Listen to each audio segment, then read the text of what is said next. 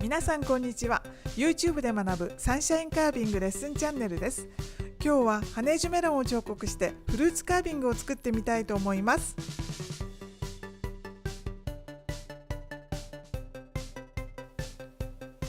こちらの動画は早送りバージョンになります。解説付きバージョンもありますので、ぜひご覧ください。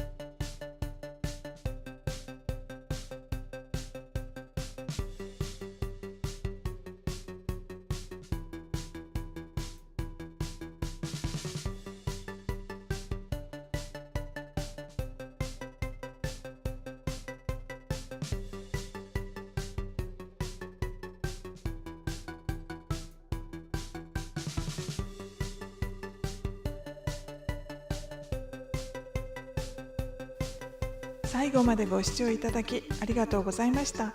よろしかったらグッドボタンやチャンネル登録もよろしくお願いいたします。またこういうのを彫ってほしいというご要望がございましたらコメント欄にお書きください。できる限り挑戦してみたいと思います。ありがとうございました。